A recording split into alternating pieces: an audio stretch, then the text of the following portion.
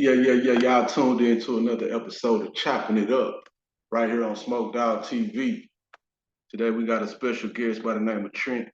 He owns EZJ, invented it, coined the phrase. Y'all make sure y'all go shop with him. EZJ is like a roller, you know what I'm saying? Also check out www.smokedoggtv.com. Make sure y'all go shop ASAP. Without further ado, without wasting time, we would like to welcome Trent to the group. Trent, what's going on, brother?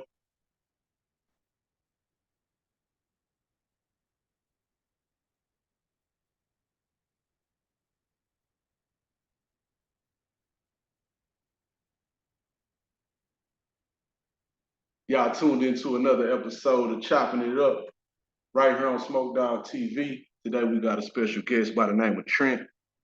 He started EZJ. I think it's a joint roller or blunt roller. He also owns smokedoggtv.com. Y'all check it out. www.smokedoggtv.com. Brother Trent, what's going on?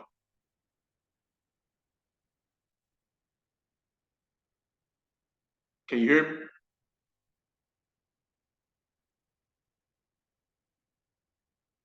He having some technical difficulties. We're gonna give him a second to get his audio on.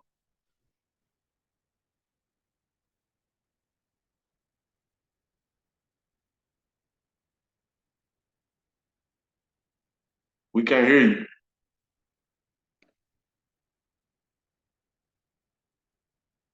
Let's see something.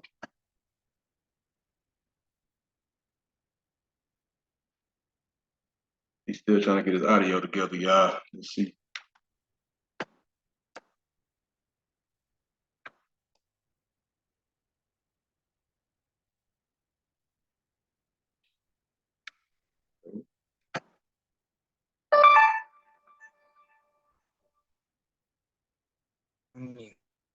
Can you hear me? Can you hear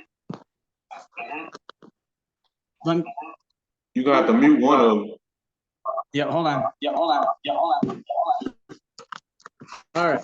Sorry about that. I'm on my phone. My computer didn't want to play ball. Oh, that's cool. What's going on, brother? Well, not too much. I'm just really getting ready for some trade shows coming up. TPE is in Vegas. Champs is in Vegas. Those are some big trade shows if you're in the industry that you probably want to attend. Oh, really? Yeah. Like the TPE is the Total Products Expo. They do anything that would go in a smoke shop or dispensary. And then Champs, which is 2 weeks later, is they're the original one in the industry. They're big into glass, plus everything else you need for dispensaries or smoke shop kind of stuff. Right. That's cool. So introduce yourself to the people. Tell them what your name is, where you're from, and what you do. Sure. My name's Trent, and I'm from City, New Mexico. I've lived here for about 10 years, and I make rolling equipment, and I have a cigar shop in Silver City. So the stuff I'm working on, I've did some automated rolling systems in the past, and right now I'm working on something that's more targeted for the grower who's more of a connoisseur, or let's say a boutique dispensary who wants to make something that's, let's say, like this, let's say a 3.5 gram or a larger size joint is what my machine specializes in. Also, it rolls it for you? Yeah. So actually, I'll just grab it. So I'm a cigar guy, and I like a cigar, and that was kind of missing in the hemp industry or cannabis industry. So I took what was kind of in the cigar industry and improved it so it gives better compression. The end result is, though, when you smoke something off my machine, it's a more terpy, higher flavored smoke than you'd get with anything else. But it rolls with paper, leaf, any kind of wrap. So kind of a whole processing system. It has a bucker built in, has a grinder. So if you grow your own, you'll want this. Man, my grandpa had a roller like that when I was a kid, but it was smaller. He used to roll his cigarettes for him. Exactly. That would have been the Target roller, or the Brown and Williamson roller. You used to be able to get it from Bugler Tobacco. Yeah, that's And where he got it it from, worked. Bugler. And that Yeah. was, yeah, they sold the shit out of them until the injectable cigarette tube came along, and then that kind of went away. And I realized it was a decent roller, but when I rolled with it, it wasn't a great roller. And so what I did is, a couple of things. Like if you remember your grandpa's, it had a center pivot over a hump. Right. This is an offset pivot over a Fibonacci, or like a wave. So it gives you this nice arc for a bunching area, and then lets you roll everything smooth. So if you have any stems or something will poke your paper, it'll lay it smooth, and it also lays all the fibers flat. So it gives it just a better draw, like a cigar, instead of being something that burns hot. It's what you want to smoke. Right. So the name of it is the EZJ roller. Yeah, this is called the EZJ Grabba because it's built for 4 leaf. But Okay. in a production setting, dispensaries like them because you can do 2 at a time with it, and that's at any size. So Right. every 30 seconds you're cranking out 2 perfectly rolled shotgun shells. So that's why the dispensaries like them. Right. So how long you been doing But yeah, this? the company's easy.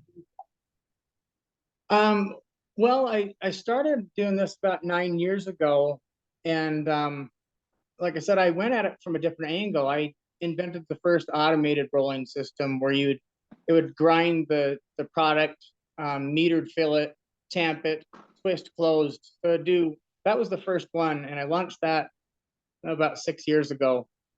And when I was making it, I kind of felt like I was just helping build the race to the bottom in terms of I didn't like how cones smoked. They ran all the time. They wasted medicine, and they made me cough. So I knew there had to be something better even while I was making that, and realized that there just wasn't. So that's, I guess a 9-year trip to this point. And then this thing, I set up a factory in Mexico to make these. So I make them in Torreon, Coahuila, and then I ship them here to Silver City, New Mexico, where we finish them up. And so we've done, this first run was 1,000.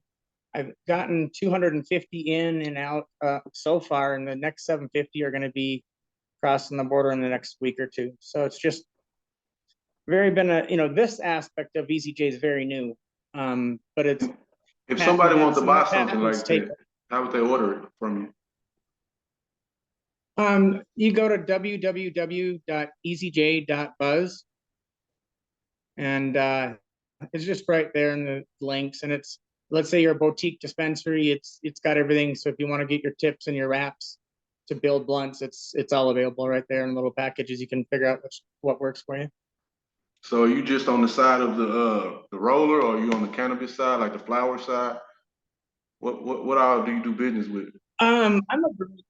So yeah, I grow just personally. I mean, I've grown on a large scale in the past too. That's kind of why the bucker's in the machine. That's why the grinder is the way that it is. But yeah, I've grown for 10 years now. I moved to Mexico. I was a medical patient, and at the time I was breaking the law in Utah, and realized that I didn't want to get busted for weed, and I used it to replace a bunch of prescriptions and solve a bunch of problems. So because of that, I moved to New Mexico and ended up opening a smoke shop, and that's kind of what led me into it. But, Right. What's the name of your smoke shop for the viewers out there, yeah. just in case they're in town and want to shop with you? Yeah, it's in Silver City, New Mexico.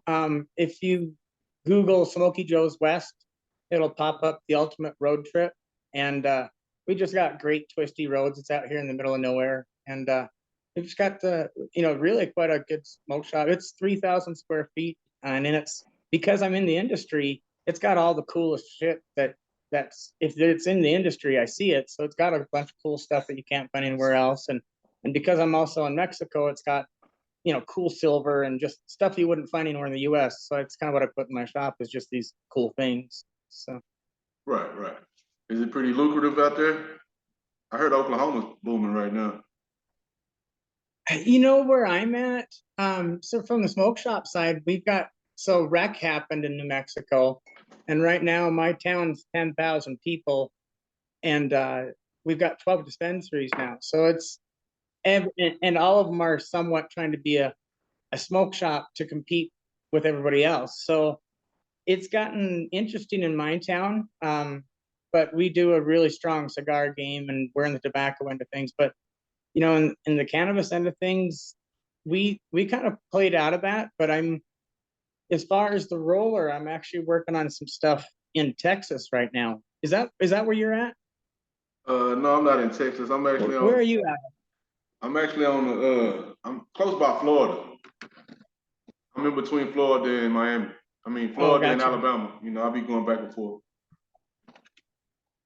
Gotcha. Hear you. Okay. Yeah, I'm working on some stuff right now to set up some production in Texas now that THCA flower was kind of, you know, granted some little more clout legally. So it's like that puts things in a unique position, I think, in the Texas market. So I'm in all aspects of the cannabis game and smoke shop game and you name it. Well, you know about the THCA. What can you tell the people about that? A lot of people don't even know what that is. You know, I was dismissive of it. I know from, you know, the lab test that it's present in the hemp. And I hadn't really considered the implications a whole lot until I was in Tampa. I think I was in Tampa in October for a champ show. Right. And somebody had this THCA flower in their booth. I walked over to it, and one of my friends from smoking the paper company told me, dude, you got to check out this flower. So I was dismissive of it. I thought it was just hemp with something sprayed on it, or didn't know the process. So I talked to the grower and basically explained it like, no, dude, it's weed. It's just we keep it super cold so you don't have the heat conversion of the T, you know, to Delta 9. And it's legal hemp because all THC is, you know, if you get what I'm saying, it's weed, man. Right. Have you So smoked it before? that's when I got pretty excited. What's that? Have you tried any? Have you smoked it? Yeah, I mean, it's weed, basically. I'm asking because I've never tried it. I've seen it, but I'm just trying to get an honest review. What's your review on it? Like, is it good? Is it equivalent? Is it like regular weed or? It that's what I'm saying. The stuff I saw and experienced, it was just weed. It was well cared for.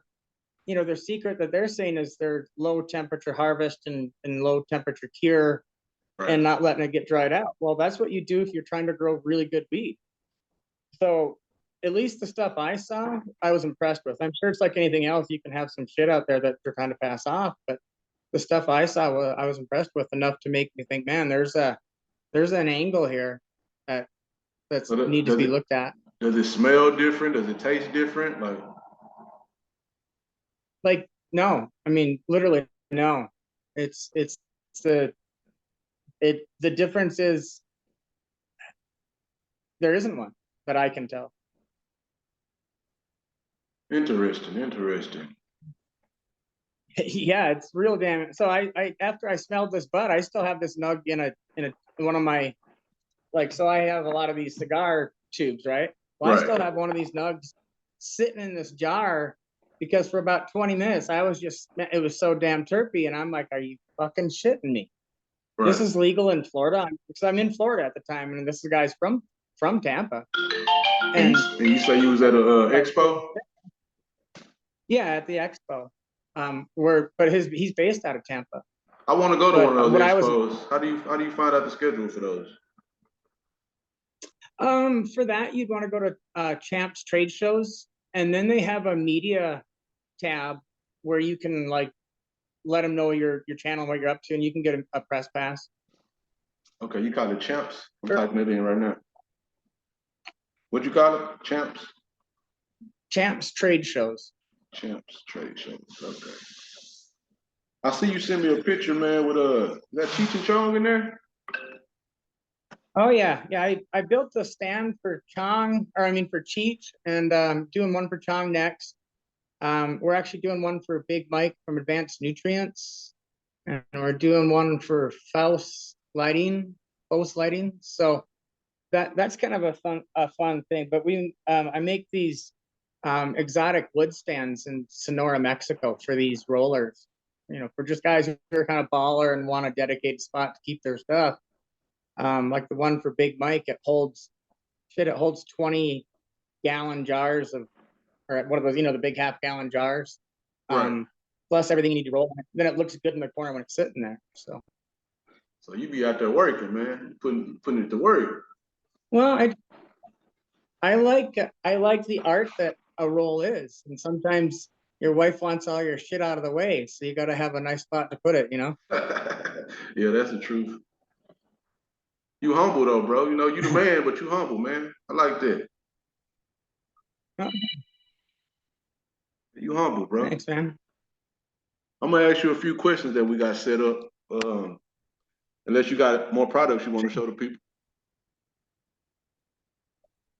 No, this is just a new thing. So if you catch it and you like quality, you'll like it. You know, it's a 5-year warranted stainless steel food grade animal. So yeah, that's enough pitch. Let's hit questions. Okay. Okay. My first question is gonna be: can you recall a specific moment or event that set you on the path to where you are today? Um, well, in a way, I was so, you know, 12 years ago, I'm 300 pounds, divorced, couldn't even walk, you know, the distance of a football field without my back being so messed up. And I was at this crossroads where like, man, I need to make some real choices. And, you know, Colorado just legalized weed, and I was in Utah, and I'm like, man, they made this thing legal there, and I'm in Utah where it's illegal, but I hear it's a medicine. So I'm gonna check it out. So for a year I was buying, you know, just street weed.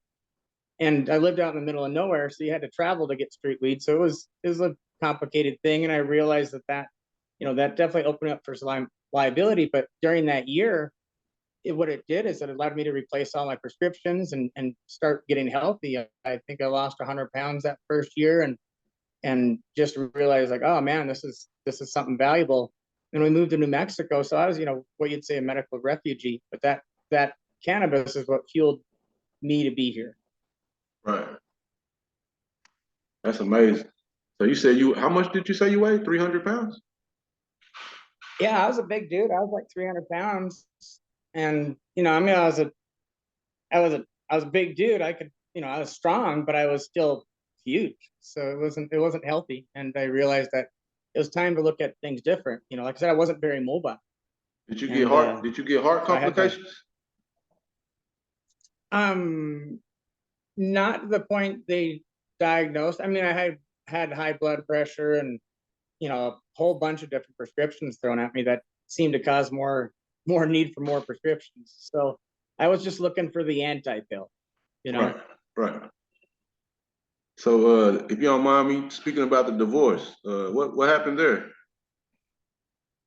Well, we're not divorced anymore. And I think if, you know, before cannabis, I was, you know, definitely drank a lot, and I was a different cat. So I don't blame my wife then for cutting me loose. And I think it's the space sometimes a guy needs to realize that, hey, there's some shit that's important in life. And so there, you know, there was a crux in my life that required some change. And but all the changes have been for the positive, which includes, you know, a lot of cannabis, like large amounts. So That goes back to the phrase, everything happens for a reason. I guess it's true.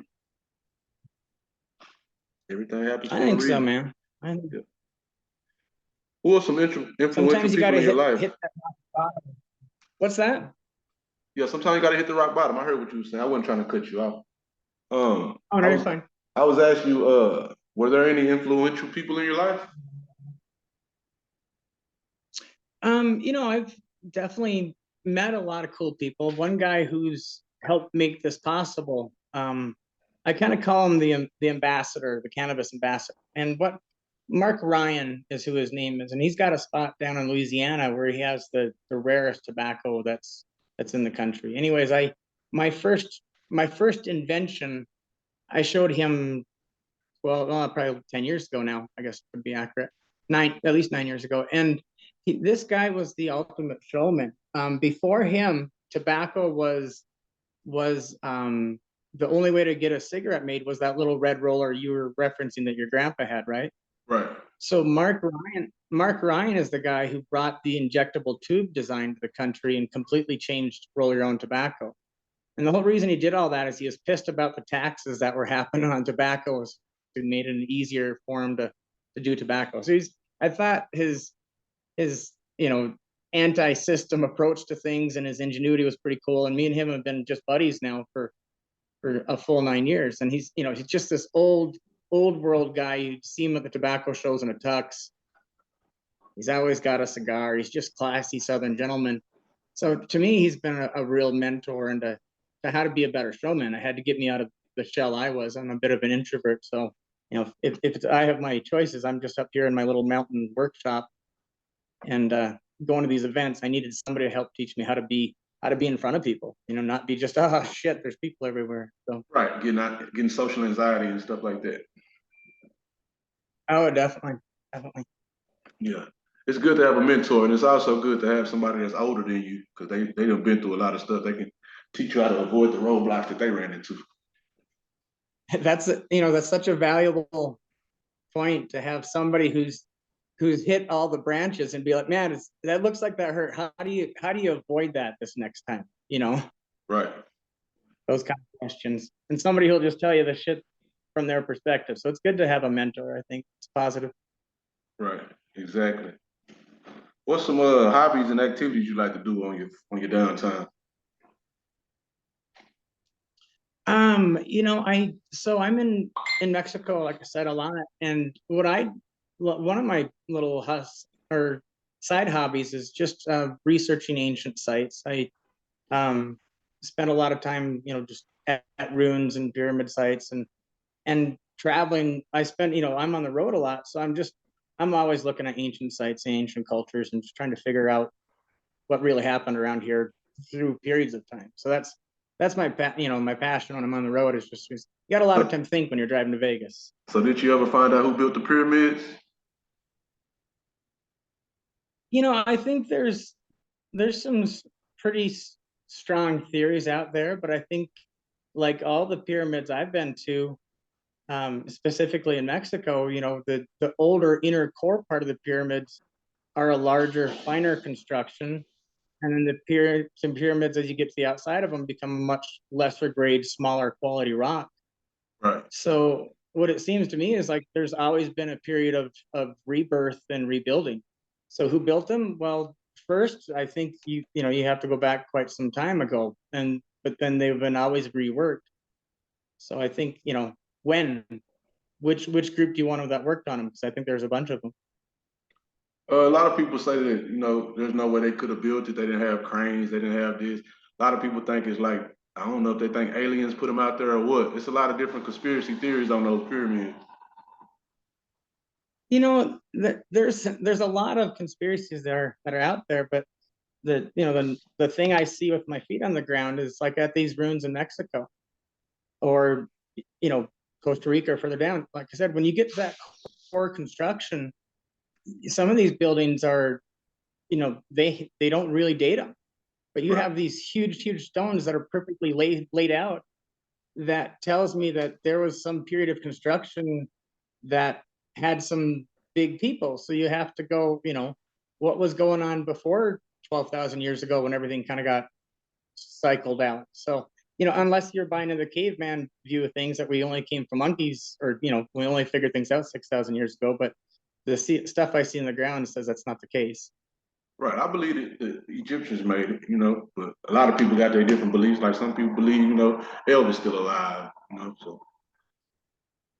Yeah, I mean, it can go all over. So that's why I like to look at the rocks on the ground and get an idea of what the hell is really going on. Because that's what tells you. You can look at the pyramid, but when you're at the pyramid, you get a different amount of information off of it with your hands on it, Right, right.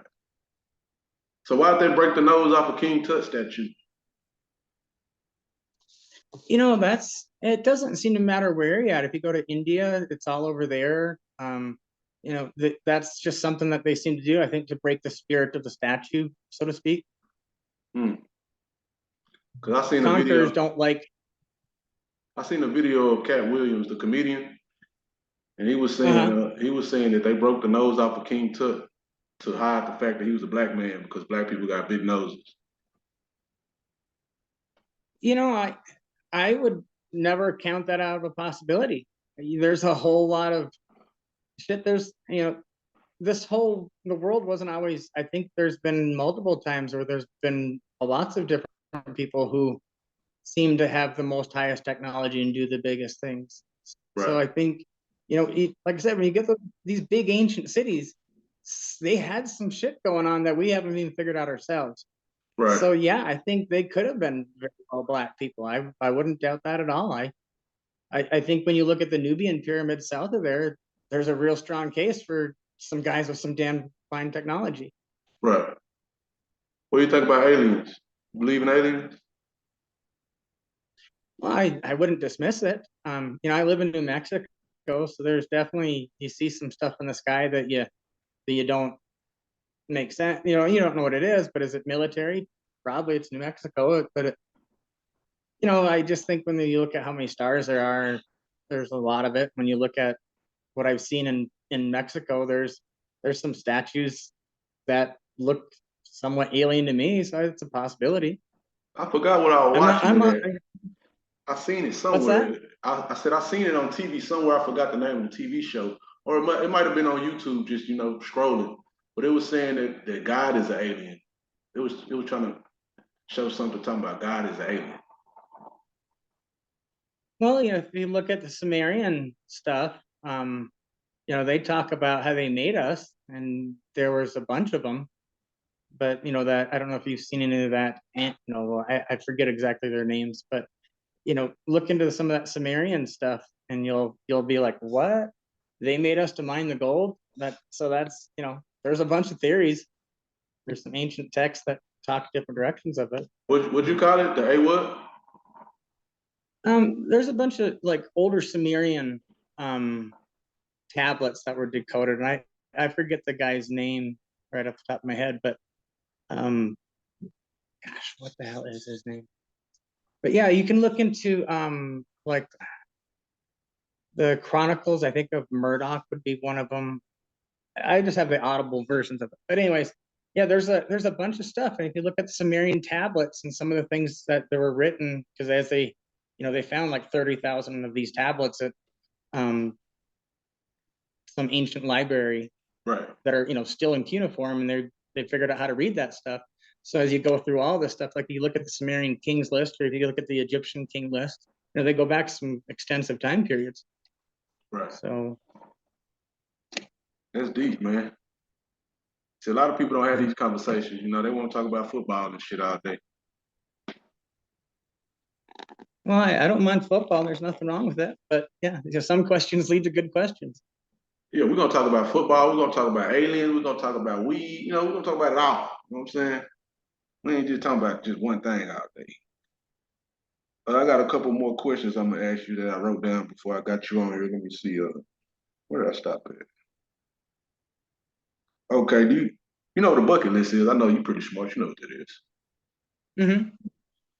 Give me three things off your bucket list.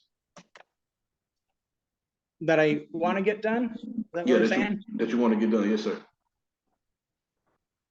Um, well, really part of the bucket list is this roller right now. I just want to get more people aware that there's a better way to smoke where you don't have to cough.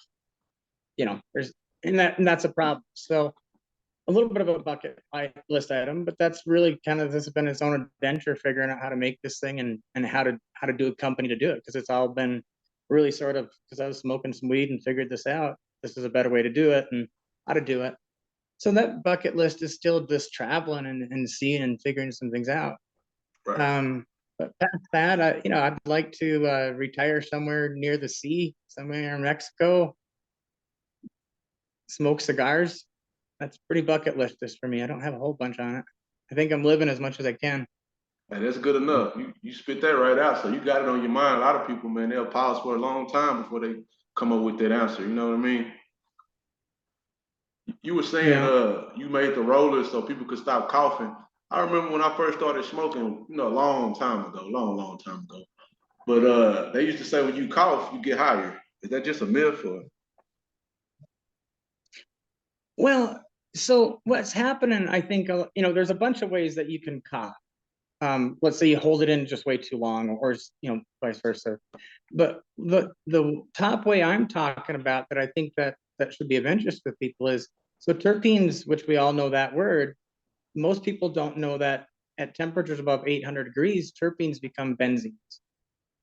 And benzenes cause irritation, and your eyes and mucus linings cause you to cough. So that, for me, what's important is to try to minimize that amount of creating that, and to lower, the reason.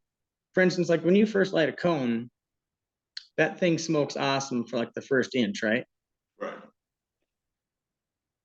And then after that, it starts turning a little harsh, and you're like, man, why is that like that? And by the time you get the tail end of it, you're usually looking to pass that thing off to somebody. And so what's, I guess, where I'm saying, or where I'm going at with this is, when, fuck, I think I forgot the question. I think I was just telling you cones burn hot. Where was I going at with that? We was talking about the coughing and stuff. You were Oh saying yeah. once it So get 800 degrees, it turns to benzos or something. Benzenes. So Benzene. yeah, benzenes cause a bunch of issues both in your lungs and just eye, and your throat, the whole deal. That's why you're coughing. So what happens if you get that temperature a lot cooler? Then you're not coughing. It literally tastes like a flower or like candy. Just it tastes like the terpenes that it is. And if you think about a cigar versus a cigarette, you sit down and you smoke a cigar. It's a much slower burning thing. You're not just a 7-minute smoke and you're done. It's 20 minutes, 30 minutes, 45 minutes. And what you're doing is just allowing the smoke not to overheat the bud. You're not over smoking it. You're just taking your time with it. And it's a different way to smoke. Right. You're having it like a cigar. You smoke a joint, you're lit for you get that high and you're coughing, and then it kind of wears off 15 minutes later. Well, this thing, you're slowly getting this nice high. And you can smoke it cigar style if you don't want to inhale, but I do inhale, and I think it's fabulous. And what's nice is you get high and you can just keep ringing that bell. 5 minutes later, you hit it again. So if you're in a creative mode or you want to paint, fuck, it's awesome for that. And I wasn't a painter. I started smoking big joints. Then you got this so much creative energy. What do you do with it? Right, right. What's your favorite strain of weed to smoke? I like Girl Scout cookies, and I like the runts. Girl Scout cookies is pretty good. I've been impressed with some of those cake strains I've seen. Some of my personal stuff, I have like a couple of Gorilla Glue variants that I grow, and like some old Barney's Farm LSD Shiskaberry strains. But lately I've been getting cartel strains and different Mexican strains and passing those into these other existing genetics that I have. And they've been pretty interesting. So that's kind of some fun stuff. But I don't see a lot of dispensary weeks. Like I grow my own, but I whenever I see something, like, so the cakes really grab my attention. The runts are good. Yeah, I don't know. I like it all. Like it all. True stoner. Where's it gonna take me? Let me try it. Nah, for sure, for sure.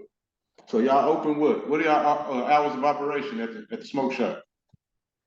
We're 9 to 6 Monday through Friday, and on Saturdays we're from 11 to 5. SmokeyJoesWest.com. Smoky West, yeah. That's what's up. That's a nice name right there. Where you coming with Yeah, that name from? thank you. Check out the website. I made it myself because I don't have web people, but I see some cool pictures of what we have around here in Silver City, and it's a neat little town. Billy the Kid was here. Yeah, it's a crazy town. It's got a crazy history. Right. So I'm gonna ask you another question off my list, brother Trent. The next question we got for you on Smoke Dog TV is, how do you align your daily actions with your long-term legacy that you hope to leave behind? How do I blame?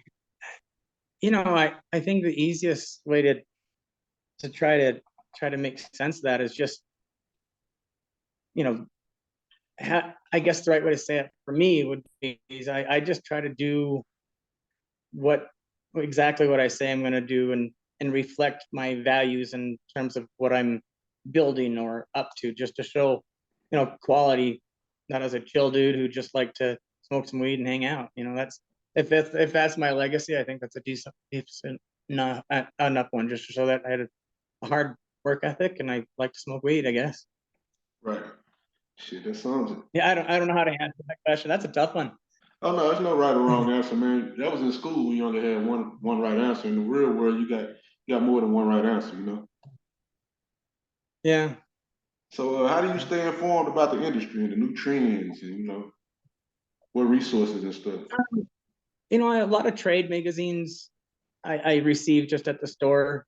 And like I said, on average, I do 15, 20 shows a year. So I'm in the mix all the time with the guys who are usually making stuff, or, all the different aspects of it. The show circuit's kind of interesting, definitely.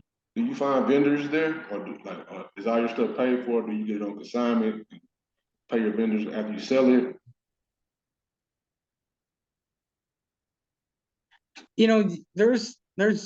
There's almost anything you could imagine there related to the business, be it from, credit card, like you can't, you have CBD and you're trying to figure out how to bank with that. Well, there's a people with a booth for that. If you're looking for packaging, it really, it's endless, the amount of stuff that's there related to the business. Right. No, I was just asking, because I wanted to open up a shop. I had a tobacco shop, but I wouldn't mind opening up a cannabis shop. Mm-hmm.